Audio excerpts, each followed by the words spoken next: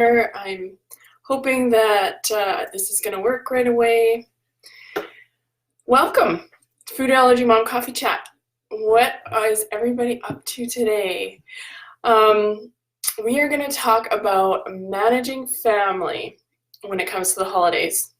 I know that this is one of the hardest things to do when you have a food allergy child, and so I really kind of avoided blogging about it for a long time because I was worried. I was not confident in it myself, honestly. I didn't feel confident in what I was doing and how it was going. But this year, I do feel confident. We've had a couple of years where things have gone really well.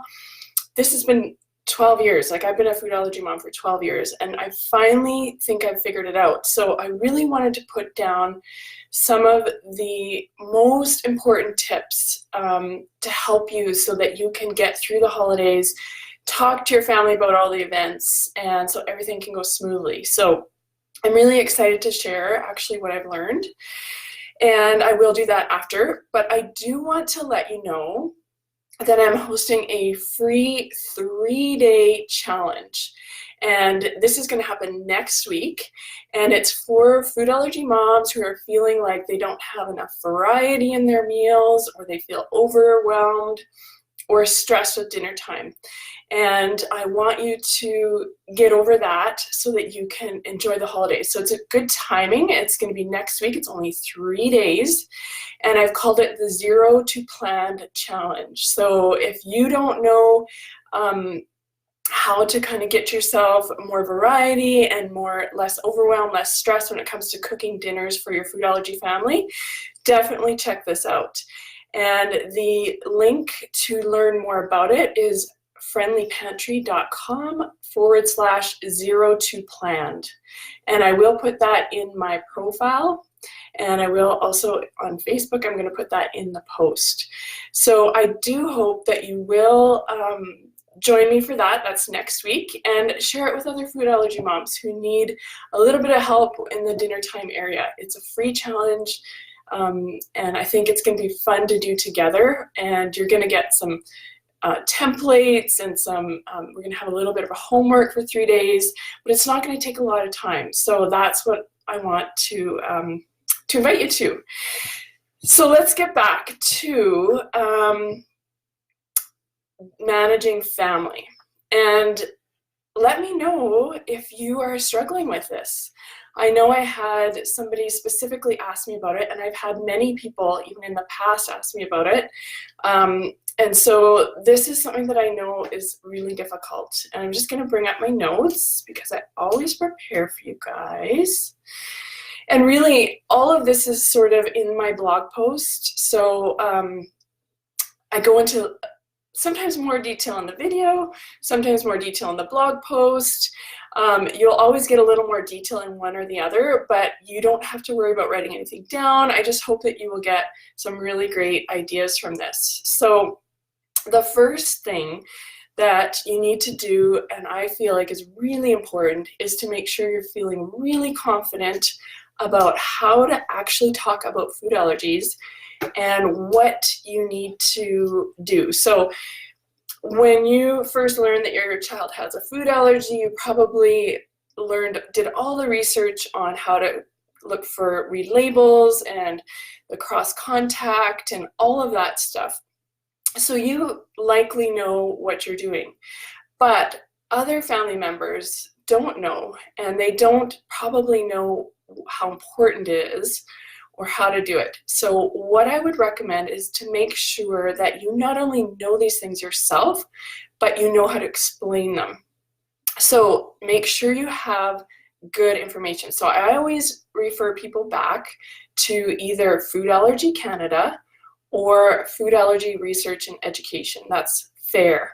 And both those websites will work for anybody who, from anywhere really. They've got really great explanations about what cross contact is and how to read labels and all that. They're both North American. One is Canadian and one is US. But you can, if you're from the US, you can go to the Food Allergy Canada one, and if you're from Canada, you can go to the FAIR one. So they are both really great scientific proven places to learn about managing food allergies. So I always recommend going there first and just rereading the things that you know, that you feel like you know already, because you want to be able to not, like I said, you want to be able to explain it. And sometimes that takes even practice, just saying it out loud, so that or writing it if you're going to be writing emails or texts about it.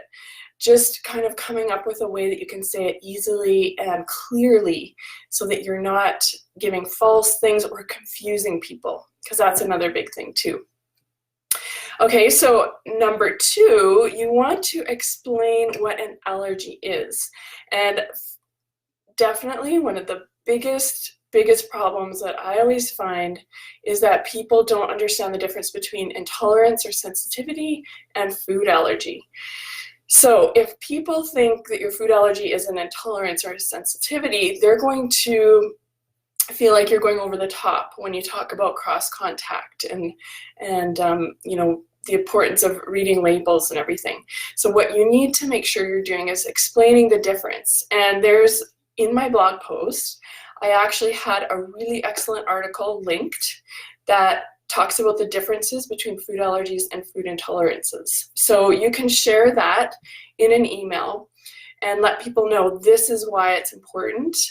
And that way it's not coming necessarily from you, so they're not feeling like you're going over the top. They're just seeing that this is, you know, it's an outside source and this is real, and it's really serious. So I recommend that.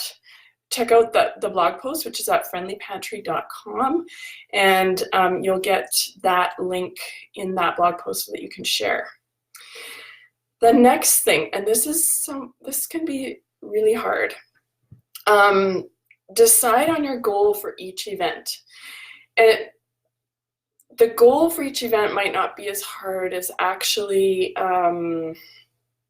sort of, how do I say it, making boundaries and what you expect other people to do or not do. So when you're deciding on a goal for an event, what I mean here is, like, okay, so if it's a skating party, in that event, you may think, you know what, that one's not too bad. It doesn't have to be, all the food doesn't have to be safe for my kiddo. I can do something that, you know, we can either eat beforehand or afterwards, whatever works. But for me, I always like my goal for Christmas dinner, Christmas brunch, those main events to be fully inclusive of my daughter, because I feel like they're really important family events, and I feel like her being included in the whole thing is very important. So once you decide on that goal, you need to realize that that is your goal and it may not be other people's goal. So when you're talking to people, you want to find out, are they comfortable with making all the food the same so that it accommodates your child, or are they not? Or is it, if not, that is their decision. And that's really, really hard, because, you know, we want everybody to include our kiddo, and it's important, but we can't, like, hang on to that. We have to kind of just realize that their decision is their decision. So if they've decided not to make the food inclusive, but that's your goal for that event, then you need to find a way to make it work for your goal. So that, I hope that's clear. I hope that's, like, makes sense. Let me know if you have any questions, or if that, it may be a bit controversial. People sometimes might feel like, you know what, if they're family, they're going to include my kid, and otherwise I'm going to be upset. But the thing is if we live that way, it's gonna cause a lot of negativity and bitterness for us, which is not where we want to be. And we want to teach our kids that they can do these things. So we want to stay positive. We want to stay on the good side of all of these things. So, you know, it's kind of like a mindset thing. It's not really that you want I mean, because you don't want them to be forced into doing something that they're either not comfortable with or not really able to do. Because if they've got not enough time or all of that, then that may not work. So just keep that in mind. Your goal is your goal, and you have to accommodate to reach your own goals. And other people may not have the same goal. And if not, you have to figure out how you're going to decide what you're going to do to make your goal happen. Hopefully, does that make sense? Let me know. Let me know what you're thinking. I'd love to hear. But that's something that's really, really been, it's really hard to kind of get over that. And for a long time, I wasn't in that place. And I feel like it's something, once I figured that out, it was a lot easier on me. And I felt like I was a lot more able to just, you know what, I can just do what I need to do. I will make this happen and get my family, like my kids, to help, you know. And I've hosted a lot more events myself just because of this. And I've learned how to do it. So you can too, and you can do it. Really, you can. So that one's a little iffy. I know it's a little tough to understand and get, but it really is important, very important. So the next few things, so stay away from fearful language. This is one that if you're kind of, when you're explaining things, if you're over the top and you're talking in just really fearful terms, it can cause people to discredit you. And so you want to be factful and calm and just keep your language to be kind of just real and not over the top scary. And that will help people just to really listen to you and want to know more. The next one kind of goes back to number one, where I talked about be confident, but the next one is be clear. And I think for a long time, I often confused people maybe. I didn't say things clearly.